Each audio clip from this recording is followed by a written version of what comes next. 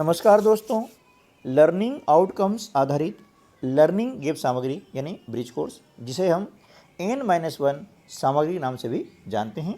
तो आज इसके अंतर्गत हम कक्षा 8 विषय विज्ञान का लर्निंग आउटकम S707, जिसका शीर्षक है प्रकाश संश्लेषण एवं शोषण, इससे संबंधित अभ्यास हल करने का प्रयास करते हैं। तो चलिए शुरू करते हैं हम आज का वीडियो और जान लेते हैं पहले कि प्रकाश संश्लेषण एवं शोषण की क्रिया क्या होती है। तो देखिए, इस अवधारणा का संक्षिप्त परिचय यहाँ पर दिया गया है।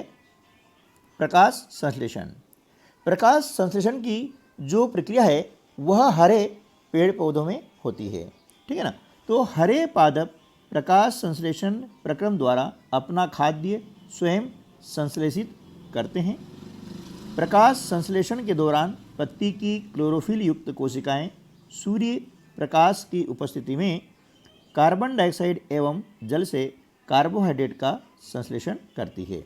इस प्रक्रम को निम्न समीकरण के द्वारा दर्शा सकते हैं। कार्बन डाइऑक्साइड प्लस H2O यानी जल, इस सूर्य के प्रकाश और क्लोरोफिल के द्वारा संपन्न होती है। तो उत्पाद के रूप में प्राप्त होता है कार्बोहाइड्रेट और ऑक्सीजन। इस प्रक्रम में क्या होता है कि ऑक्सीजन जो गैस है वह निर्मुक्त होती है। आगे हम चलते हैं तो शोषण, शोषण क्या है कि सभी जीवों के लिए अनिवार्य होता है। जितने भी जीव हैं उनको जीवित रहने के लिए अनिवार्य है और यह जीव द्वारा लिए गए भोजन से ऊर्जा को निर्मुक्त करता है, ठीक है। सभी जीवों की कोशिकाओं में कोशिकीय शोषण होता है, ठीक है ना। अब कोशिका के अंदर जो भोजन ऑक्सीजन का उपयोग करके कार्बन डाइऑक्साइड और जल में विखंडित हो जाता है, जब ग्लूकोज का विखंडन ऑक्सीजन के उपयोग द्वारा होता है तो वह वायवीय शोषण कहलाता है। और जब ऑक्सीजन की अनुपस्थिति में भोजन विखंडित होता है तो वह प्रक्रम कहलाता है अवायवीय शोषण। भोजन के विखंडन से ऊर्जा निर्मुक्त होती है ना। इस प्रक्रिया को यहाँ पर एक समीकरण के द्वारा दर्शाया गया है कि ग्लूकोज या ऑक्सीजन की उपस्थिति में कार्बन डाइऑक्साइड जल और ऊर्जा के रूप में विखंडित हो जाता है। अब ऐसे जीव जो वायु की अनुपस्थिति में श्वसन द्वारा ऊर्जा प्राप्त करते हैं उन्हें हम कहते हैं अवायवीय जीव, ठीक है। तो चलिए अब इसके बाद में हम इसके अभ्यास कार्य को संपन्न कर लेते हैं। पहला प्रश्न है प्रकाश संश्लेषण प्रक्रिया को समझाइए। उत्तर है हरे पादप सूर्य के प्रकाश की उपस्थिति में कार्बन डाइऑक्साइड एवं जल से कार्बोहाइड्रेट का संश्लेषण करते हैं। प्रश्न दूसरा, प्रकाश संश्लेषण प्रक्रम में कौन सी गैस निर्मुक्त होती है। उत्तर है प्रकाश संश्लेषण प्रक्रम में ऑक्सीजन गैस निर्मुक्त होती है। तीसरा जो प्रश्न है प्रकाश संश्लेषण प्रक्रम को शब्द समीकरण के माध्यम से बताइए। तो देखिए यहाँ पर इसका जो शब्द समीकरण है इस प्रकार से है, कार्बन डाइऑक्साइड और जल, है ना, दोनों सूर्य के प्रकाश और क्लोरोफिल की उपस्थिति में कार्बोहाइड्रेट और ऑक्सीजन में क्या हो जाते हैं, परिवर्तित हो जाते हैं। ये इसका जो है शब्द समीकरण कहलाता है। अगला जो प्रश्न है पत्तियों में ऐसी क्या विशेषता होती है कि वे खाद्य पदार्थों का संश्लेषण कर सकती है परंतु पादप के दूसरे भाग नहीं। इसका उत्तर होगा पत्तियों में क्लोरोफिल युक्त कोशिकाएं होने के कारण वे खाद्य पदार्थों का संश्लेषण कर सकती है, जबकि पादप के दूसरे अन्य भागों में क्लोरोफिल नहीं पाया जाता, इसलिए वे खाद्य पदार्थों का संश्लेषण नहीं कर सकती है। अब हम बात करते हैं अभ्यास वर्कशीट नंबर 2 की। इस वर्कशीट का पहला प्रश्न है वायवीय शोषण को समझाइए। इसका उत्तर है जब ग्लूकोज का विखंडन ऑक्सीजन के उपयोग द्वारा होता है तो यह वायवीय शोषण कहलाता है। अगला प्रश्न है वायवीय शोषण तथा अवायवीय शोषण में अंतर लिखिए। इसका उत्तर है वायवीय शोषण में ग्लूकोज का विखंडन ऑक्सीजन के उपयोग से होता है, जबकि अवायवीय शोषण में बिना ऑक्सीजन के ग्लूकोज का विखंडन होता है। अगला जो प्रश्न है व्यायाम करते समय हमारे शरीर की पेशियों में होने वाले अवायवीय शोषण को शब्द समीकरण के माध्यम से समझाइए। तो देखिए यह ग्लूकोज है ना, यह ऑक्सीजन की अनुपस्थिति में क्या होता है कि लैक्टिक अम्ल और ऊर्जा में परिवर्तित हो जाता है।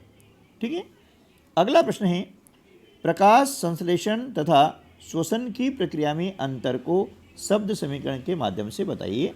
तो यहाँ पर जो समीकरण है वो इस प्रकार से हैं, कार्बन डाइऑक्साइड प्लस जल, सूर्य का प्रकाश और क्लोरोफिल, है ना, सूर्य के प्रकाश की उपस्थिति में क्लोरोफिल का उपयोग करते हुए कार्बोहाइड्रेट और ऑक्सीजन यहाँ पर निर्मुक्त होती है, कार्बोहाइड्रेट बनता है और ऑक्सीजन निर्मुक्त होती है। इसी प्रकार से श्वसन के क्या होता है कि ग्लूकोज का ऑक्सीजन की उपस्थिति में विखंडन होता है तो कार्बन डाइऑक्साइड गैस, जल और ऊर्जा यहाँ पर निर्मुक्त होती है।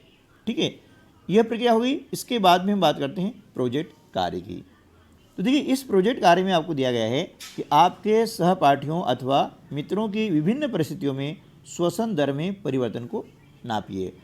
अब हम समझ लेते हैं कि श्वसन दर होती क्या है। देखिए तो 1 मिनट में जितनी बार हम सांस लेते हैं और छोड़ते हैं, है ना, वह कहलाती है श्वसन दर, कि हमने कितनी बार सांस ली और छोड़ी है।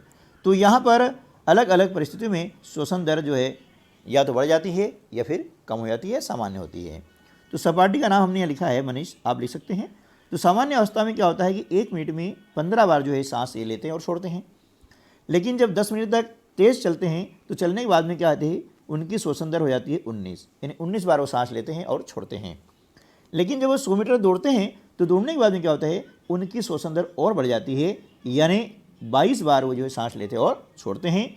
लेकिन जब विश्राम अवस्था में होते हैं तो उनकी श्वसन दर होती है 12, है ना। तो इस प्रकार से हमने यहाँ पर सभी सहपाठियों का लिखा है। आप इस प्रकार से लिख करके इस तालिका को कंप्लीट कर सकते हैं।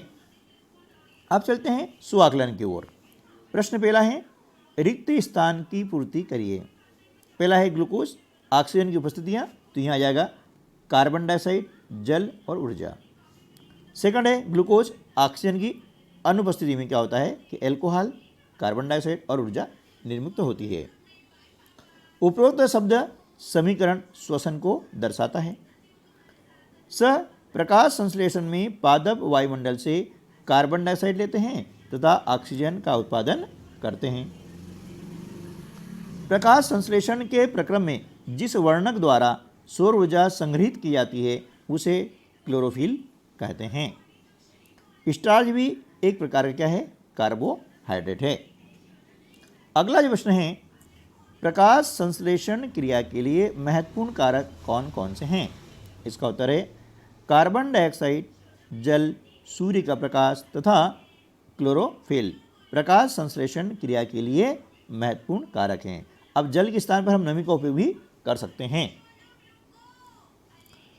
अगला प्रश्न है मानव श्वसन क्रिया में कौन सी गैस ग्रहण करते हैं। मानव श्वसन क्रिया में ऑक्सीजन गैस ग्रहण करते हैं। यहाँ एक बात और आप नोट कर लीजिएगा, जितने भी जीव होते हैं, सजीव होते हैं, चाहे पेड़ पौधे हों, चाहे जीव जंतु हों या चाहे मानव हो, सभी श्वसन क्रिया में ऑक्सीजन गैस ग्रहण करते हैं। ठीक है, अगला प्रश्न है मानव शरीर में अवायवीय श्वसन की क्रिया कब होती है।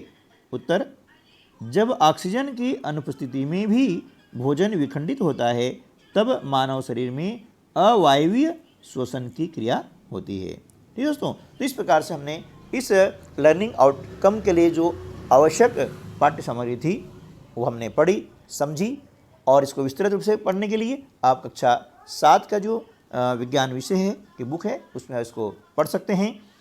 वीडियो अच्छा लगा है तो लाइक कीजिएगा, और अन्य विषयों के भी ब्रिज कोर्स के यानी N-1 जो हमारी पाठ्य सामग्री है उसके वीडियो इस वीडियो के डिस्क्रिप्शन बॉक्स में आपको दिए गए हैं, उनकी लिंक दी गई है, वहाँ से आप उन्हें प्राप्त कर सकते हैं। इसके अलावा national means cum merit examination की तैयारी के लिए भी इस वीडियो के डिस्क्रिप्शन बॉक्स में आपको अलग अलग गणित, है ना, मानसिक योग्यता, विज्ञान और समाज विज्ञान के महत्वपूर्ण प्रश्नों का संग्रह आपको दिया गया है। ये प्रश्न पढ़ करके आप अपनी सफलता सुनिश्चित कर सकते हैं।